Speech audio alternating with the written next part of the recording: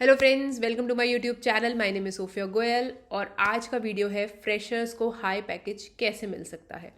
तो अगर आपका एडमिशन आईआईटी या एनआईटी में नहीं हुआ है तो टेंशन लेने की कोई बात नहीं है। आप अभी भी एक हाई पैकेज ले सकते हो, बट मेहनत करनी पड़ेगी एंड मेहनत तो डेफिनेटली करनी पड़ेगी, बिना मेहनत के नहीं होगा। ठीक है, तो आज ये वीडियो में सारी चीज़ें कवर करेंगे कि कैसे आपको अपनी प्रोफाइल बेटर करनी है, क्या क्या सीखना है, क्या करना है, क्या नहीं करना है, जॉब्स के लिए कैसे अप्लाई करना है। बट उससे पहले फ्रेंड्स, चैनल को जल्दी से सब्सक्राइब कर लीजिए और वीडियो को पूरी एंड तक देखना, जिससे कि सारी इन्फॉर्मेशन आपको मिल सके। तो फ्रेंड्स, जल्दी से वीडियो शुरू करते हैं, बट उससे पहले सिर्फ एक टिप देना चाहूँगी और उस टिप को ध्यान से सुनना। मतलब एक टिप तो नहीं है, एक बात बोलना चाहूँगी, उसको प्लीज़ ध्यान से सुनना। देखो, एक भीड़ है जिसको एक नॉर्मल पैकेज मिल रहा है, एक रेगुलर पैकेज मिल रहा है जो कि सबको मिलता है, और आपको वो रेगुलर पैकेज नहीं चाहिए। मतलब आपको उस भीड़ का हिस्सा नहीं बनना।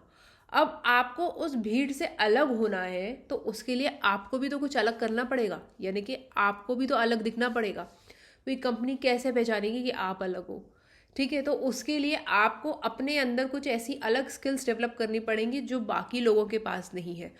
और फ्रेंड्स, ये बात अगर आपकी समझ में आ गई है ना, तो आप अपनी सक्सेस से बिल्कुल भी दूर नहीं हो, आप अपने उस हाई पैकेज से बिल्कुल भी दूर नहीं हो। ठीक है, तो अब सबसे पहले तो ये बात करते हैं कि क्या क्या सीखना है और कैसे कैसे प्रिपरेशन करनी है। अगर आप एक एक तरीके से आप फर्स्ट ईयर में हो, या आपने अपनी बीटेक जस्ट स्टार्ट करी है, या फिर आप सेकेंड ईयर में हो, तो कॉन्ग्रेचुलेशंस, आपके पास अभी बहुत सारा टाइम है नई नई चीज़ें सीखने के लिए। आप नई नई चीज़ें पढ़ो, सीखो, लेकिन एक जो सबसे इम्पॉर्टेंट एडवांटेज है आपके पास, वो है इंटर्नशिप। तो यही है पहली टिप फ्रेंड्स, कि अगर आपने जस्ट आपकी ग्रेजुएशन स्टार्ट की है, बीटेक भी नहीं, मतलब जो भी आप कर रहे हो, एमसीए जो भी करने जा रहे हो, उस फील्ड में आप जाना चाहते हो, तो आपको इंटर्नशिप करना बहुत इंपॉर्टेंट है। जो भी आपका ईयर ब्रेक मिलता है 2-3 महीने का, उसमें आप प्लीज़ जाओ और एक इंटर्नशिप करके आओ। इंटर्नशिप करने से क्या बेनिफिट होगा? बेनिफिट ये है कि आपको एक तो एक टेक्निकल नॉलेज मिलेगी किसी भी चीज़ की, और एक आपको किसी भी वर्किंग एनवायरनमेंट की नॉलेज मिलेगी कि एक ऑफिस के एनवायरनमेंट में कैसे काम होता है, क्या क्या चीज़ें करनी पड़ती है। तो वो एक आपको प्रैक्टिकल नॉलेज मिलेगी, और जब आप उस चीज़ को अपने रिज्यूमे पर डालोगे तो भी वो बहुत अच्छे से हाईलाइट होके आएगी। ठीक है, लेकिन अगर आपकी बीटेक कंप्लीट हो गई है तो भी फ्रेंड्स, फिकर नॉट, टेंशन की कोई बात नहीं है, आप अभी भी सब कुछ कर सकते हो। ठीक है, तो पहली इंपॉर्टेंट चीज़ ये है कि कोई भी एक टेक्नोलॉजी सीख लो। ठीक है, ये भले ही आप फर्स्ट ईयर में हो, फाइनल ईयर में हो, जिसमें भी हो, ये चीज़ आपको हमेशा काम आएगी। कोई भी एक चीज़ सीख लो। मतलब आपको फ्रंट एंड पसंद है, फ्रंट एंड सीख लो, बैक एंड पसंद है, जावा वगैरह कुछ भी, वो सीख लो। क्लाउड बहुत चल रहा है, वो अच्छा लग रहा है, डेवॉप्स अच्छा लग रहा है, मतलब समझ रहे हो ना, सेल्स फोर्स अच्छा लग रहा है, जो अच्छा लग रहा है वहाँ से सीखना शुरू करो, जो आपको पसंद आ रहा है। ठीक है, उसके बारे में आप पढ़ाई कर सकते हो। पढ़ने के लिए यूट्यूब बेस्ट है स्टार्ट करने के लिए, वहाँ से शुरू करो, वीडियोस देखो, ट्यूटोरियल्स देखो। थोड़े पैसे खर्च कर सकते हो तो पेड बहुत सारी साइट्स हैं, जैसे यूडेमी हो गई, कोर्सेरा हो गई, प्लूरल साइट वगैरह हो गई, एडेक्स हो गई, और भी मतलब बहुत साइट्स पड़ी हुई है। वीडियो नहीं देखना, रिटन मटेरियल बहुत सारा है, W3 स्कूल्स है, जावा टी पॉइंट है, ठीक है, ट्यूटोरियल्स पॉइंट है, ऐसे करके बहुत साइट्स हैं। इनमें से भी किसी से भी जाके पढ़ाई करना शुरू करो। ठीक है, अब एक बार थोड़े बेसिक सीख लिए, उसके अलावा आगे क्या कर सकते हैं? आगे कर सकते हैं कि उनको इम्प्लीमेंट करने के लिए कुछ प्रैक्टिकल नॉलेज गेन कर सकते हैं, तो प्रैक्टिस भी थोड़ी करनी पड़ेगी। तो थोड़ी प्रैक्टिस करो, हो सके तो थोड़े बहुत सैम्पल प्रोजेक्ट्स बनाओ, उन प्रोजेक्ट्स को बना के अपने गिटहब पे भी डाल दोगे तो और अच्छा रहेगा। तो ये सारी चीज़ें भी आप थोड़ी बहुत प्रैक्टिस कर सकते हो, सीख सकते हो। तो यहाँ तो आपके पास हो गई एक एक्स्ट्रा चीज़ कि आपको एक बेसिक कोडिंग नॉलेज हो गई। जिन्होंने इंटर्नशिप्स करी है उन्हें वहाँ इंटर्नशिप से ही ये सब नॉलेज हो गई होगी। लेकिन फ्रेशर लेवल पे यूजुअली, अगर मैं प्रैक्टिकली बताऊँ, तो कंपनीज को ज़्यादा टेक्निकल नॉलेज की एक्सपेक्टेशन नहीं होती है। जैसे कंपनी नहीं एक्सपेक्ट करती कि आपका किसी भी टेक्नोलॉजी पे बहुत अच्छा ग्रैस्प हो, आपको बहुत अच्छे से आती हो, क्योंकि वो एक एक्सपीरियंस बंदे से एक्सपेक्ट करी जाती है। ठीक है, तो अब क्या एक्सपेक्टेशन है? लेकिन हाँ, ऑब्वियसली अगर आपको कुछ अलग आता है, कुछ एक्स्ट्रा आता है दूसरों से, तो उसका बेनिफिट ही है, कोई नुकसान नहीं है। ठीक है, लेकिन कंपनियां क्या एक्सपेक्ट कर रही हैं? कंपनीज एक्सपेक्ट कर रही हैं जब आपका कोई इंटरव्यू ले तो उन्हें कैसे पता चलेगा कि आपको नॉलेज है? उसके लिए एक और चीज़ है जो बहुत इंपॉर्टेंट होती है, वो होती है डेटा स्ट्रक्चर्स एंड एल्गोरिथम, ठीक है। तो वो क्या करते हैं कि घुमा फिरा के आपको डेटा स्ट्रक्चर एंड एल्गोरिथम के क्वेश्चंस देंगे और आपसे कोशिश करेंगे उनको सॉल्व करवाने की।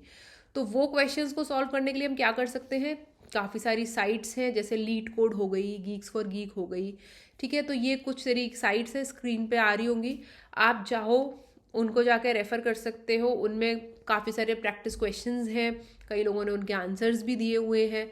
तो वहाँ जाओ, उन क्वेश्चंस की प्रैक्टिस करो। नहीं आ रहा, आंसर जाके देख लो, कोई बात नहीं, शुरू में नहीं आएगा, एक माइंडसेट डेवलप होता है, उसके बाद समझ में आता है क्या करना है क्या नहीं करना है। तो ये चीज़ भी बहुत इम्पोर्टेंट, ये तो बहुत ही इंपॉर्टेंट है, ठीक है। अगर यहाँ तक कर ले रहे हो, लीड कोड वगैरह के अच्छे लेवल 2 लेवल 3 तक के क्वेश्चंस कर ले रहे हो, तो एक साइट और है, वो है कोड शेफ। इस टाइप की जो साइट्स होती हैं कोड शेफ वाली, इनमें बहुत टफ टफ क्वेश्चंस होते हैं, तो आप इस पे स्विच कर सकते हो, फिर आप इसके क्वेश्चंस भी सॉल्व कर सकते हो अगर टाइम है तो, ठीक है। ये कोड शेफ वाला मैंडेटरी नहीं, बिकॉज क्वेश्चंस काफ़ी टफ होते हैं, लेकिन हाँ ये है कि कर लोगे तो मतलब अमेजोन टाइप की कंपनी भी निकल जाएगी आराम से एक फ्रेशर लेवल पे, ठीक है ना। तो आपकी मर्जी है, लेकिन इतना तो करना ही करना है। इसके अलावा फ्रेंड्स, आपके जो भी बीटेक वाले सब्जेक्ट्स होते हैं, उन सबको भी, जो भी आपके मेन सब्जेक्ट्स हैं, जैसे मैं आईटी में थी तो ऑब्वियसली मेरे में डेटा स्ट्रक्चर्स इंपॉर्टेंट था, सॉफ्टवेयर इंजीनियरिंग इंपॉर्टेंट था, डेटाबेस इंपॉर्टेंट था, तो ये सब सब्जेक्ट्स की, ऑपरेटिंग सिस्टम्स इंपॉर्टेंट था। तो ये सारे सब्जेक्ट्स की भी थोड़ी थोड़ी नॉलेज होनी चाहिए, क्योंकि कोई कुछ भी पूछ सकता है इसमें से, है ना। तो ये सारी चीज़ें भी करनी थोड़ी इंपॉर्टेंट है। सुनने में ऐसा लग रहा होगा पता नहीं क्या क्या करना है, लेकिन थोड़ा थोड़ा करके धीरे धीरे करोगे, अपना अच्छे से टाइम दोगे तो कर सकते हो, डेफिनेटली कर सकते हो। इतना टफ नहीं है और बहुत ज़्यादा टाइम भी नहीं लगेगा, ठीक है। जॉब स्टार्ट भी कर चुके हो, उसके बाद भी कर सकते हो आगे अच्छा पैकेज गेन। मान लो आपकी कोई फाइनेंशियल इशू है और आपको जॉब करनी पड़ रही है, तो भी साथ के साथ ये सब आप करते जाओ, ठीक है। इसके अलावा फ्रेंड्स, एक बहुत इंपॉर्टेंट चीज़ होती है, वो होती है कम्युनिकेशन। अगर आपका कम्युनिकेशन वीक है, आप बहुत अच्छे से इंग्लिश नहीं बोल पा रहे हो, या मान लो आप अपनी बात को अच्छी तरीके से कम्युनिकेट नहीं कर पा रहे हो, तो वो भी एक बहुत बड़ी प्रॉब्लम है। मैंने ऐसे लोगों को भी देखा है जो बहुत अच्छे थे टेक्निकली, बट कम्युनिकेशन के चक्कर में जॉब ही नहीं लग पा रही है। तो अगर आप बहुत पुअर हो तो प्लीज़ अपनी कम्युनिकेशन इंप्रूव करो, थोड़ा बातचीत करने की फ्रेंड्स वगैरह से कोशिश करो, फैमिली में बातचीत करने की कोशिश करो इंग्लिश वगैरह में, तो थोड़ा सा आपका वो चीज़ बेटर हो जाएगी, और वो जितनी बेटर होगी उतना अच्छा है आपके लिए। तो ये आ गया फ्रेंड्स सीखने वाला पार्ट। अब हमें ये देखना है कि जॉब्स के लिए हम अप्लाई कैसे कर सकते हैं, क्योंकि एज अ फ्रेशर हमको कई बार नहीं मालूम होता कि हमको किस तरीके से किसी भी जॉब के लिए अप्लाई करना चाहिए, है ना। तो अप्लाई करने के लिए क्या इंपॉर्टेंट है, सबसे पहले तो ये है कि हमारी जो है एक अच्छी naukri.com की प्रोफाइल हो, एक अच्छी लिंक्डइन की प्रोफाइल हो, है ना। लेकिन उससे पहले इंपॉर्टेंट है एक अच्छा रिज्यूमे हो, ठीक है। सबसे पहला पार्ट है हमारा रिज्यूमे, उसके बाद आएंगे हम naukri.com वगैरह पे। सबसे इंपॉर्टेंट चीज़ है एक बहुत अच्छा हमारा रिज्यूमे हो, ठीक है।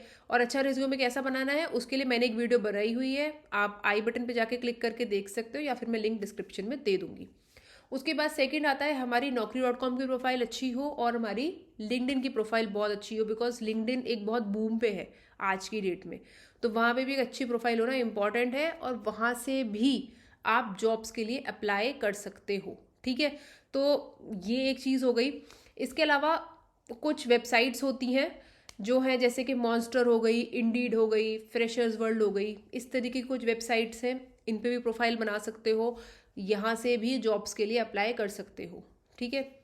अब आते हैं कि अगर कोई आपका फ्रेंड या कोई भी जान पहचान वाला रिश्तेदार, कोई भी इंसान, ठीक है, वो किसी अच्छी कंपनी में जॉब कर रहा है, वहाँ वैकेंसी है, तो वहाँ रिज्यूमे देके रेफरल करवा दो। ये सबसे बेस्ट है, सबसे बेस्ट है। अगर कहीं रेफरल करवा सकते हो तो प्लीज़ करवा लो, ठीक है। तो ये एक इम्पॉर्टेंट पार्ट है।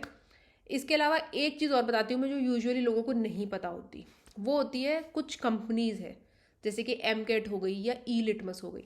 इनके क्या होते हैं, इनके एग्ज़ाम होते हैं जिसकी कुछ फ़ीस होती है 1000-1500 रुपये, कई बार कॉलेज भी करवा देता है फ्री में।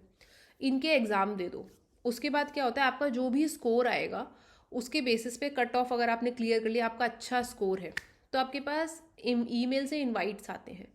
इनवाइट किस चीज़ के आते हैं, ये लोग पूरा एक तरीके का, मतलब जैसे जॉब सर्च टाइप की बड़ी बड़ी कंपनीज होती है ना, जैसे एक्सेंचर वगैरह हो गई या फिर TCS वगैरह हो गई, तो ये उसका पूरा एक वर्ड मैं भूल रही हूँ इस टाइम पे, एक तरीके से पूरा ऑर्गेनाइज करते हैं उन कंपनीज की तरफ से, ठीक है, जॉब सर्चिंग के लिए, जहाँ पे वो मास वैकेंसी लेके आती है वो कंपनी।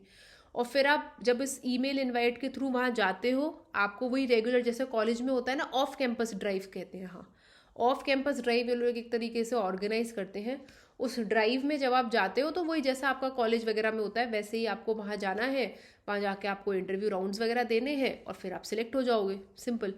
तो ये भी होता है, लेकिन इनमें एक चीज़ ये है कि जो ये एमकेट और ई लिटमस के एग्ज़ाम्स होते हैं, इसमें जो क्वेश्चन आते हैं वो आपके एप्टीट्यूड, रीजनिंग और लॉजिकल रीजनिंग वगैरह जो होते हैं, इस टाइप के क्वेश्चंस आते हैं। बट मैं फिर भी बोलूँगी प्लीज़ ट्राई करो, इससे भी बहुत ज़्यादा बेनिफिट मिलता है, ऐसा कोई इशू नहीं है। तो ये भी ट्राई कर सकते हो। डेफिनेटली कहीं ना कहीं से आपको मल्टीपल कॉल्स आ ही जाएंगे और आपको अच्छी नॉलेज है तो आप पक्का सिलेक्ट भी हो जाओगे। अब बात करते हैं कुछ टिप्स की कि क्या करना है क्या नहीं करना है, इस टाइप की चीज़ें क्या क्या आपको ध्यान रखनी है। एक तरीके से ऐसे समझ लो, पॉइंट्स टू रिमेंबर मान लो इसको, ठीक है। सबसे पहला, रिज्यूमे नीट एंड क्लीन होना चाहिए, सारी चीज़ें पॉइंट वाइज लिखी हो।